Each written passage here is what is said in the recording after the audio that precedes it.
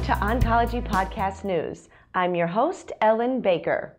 This week's top stories include benefit of colon cancer screening questioned.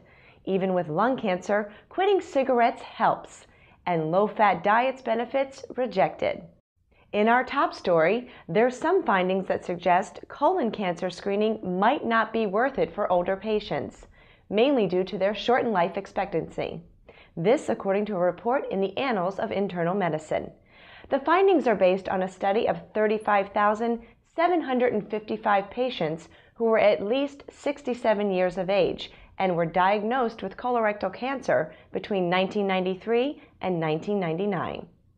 Dr. Carrie P. Gross from Yale University School of Medicine in New Haven, Connecticut, and colleagues found that age and the extent of chronic illnesses was strongly linked to life expectancy in the study group.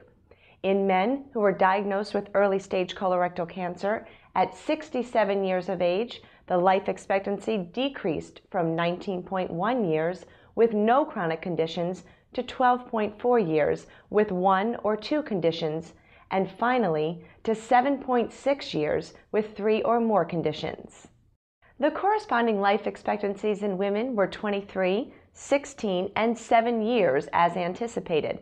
Life expectancy after cancer diagnosis deceased with age. After being diagnosed with early-stage colorectal cancer, men and women who were 81 years of age with no chronic illness had life expectancies of 10.3 and 13.8 years, respectively. Once you've been diagnosed with lung cancer, you might think it's pretty pointless to stop smoking. Well, the fact is, it's never too late to quit, and a new study confirms it. Researchers found that among more than 200 lung cancer patients at their center, those who quit smoking after the diagnosis became less severely impaired by the disease than those who kept up the habit.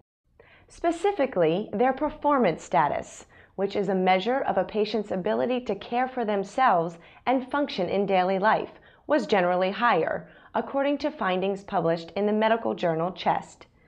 Patients who gave up cigarettes didn't live appreciably longer than those who continued smoking, the study found, but the difference in the quality of life highlights the importance of quitting even after lung cancer develops, according to the study authors.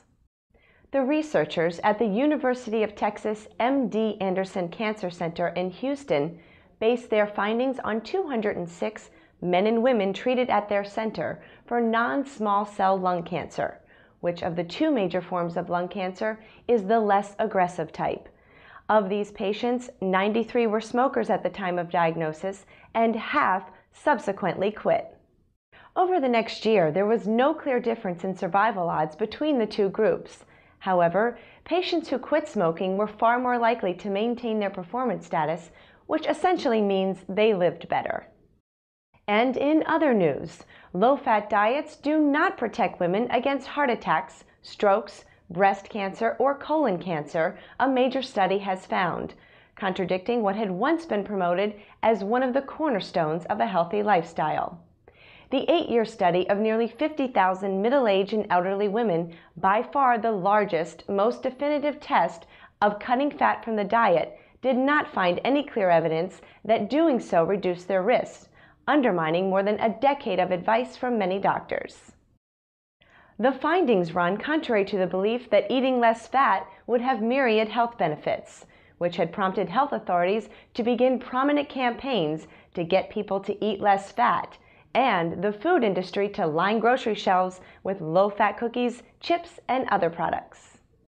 Several experts cautioned, however, that the study hints that there still may be some benefits to reducing the total amount of fat in the diet, especially for breast cancer. Plus, there's clear evidence from this and other studies that certain fats like saturated fats from meats and trans fats from processed foods are just plain unhealthy.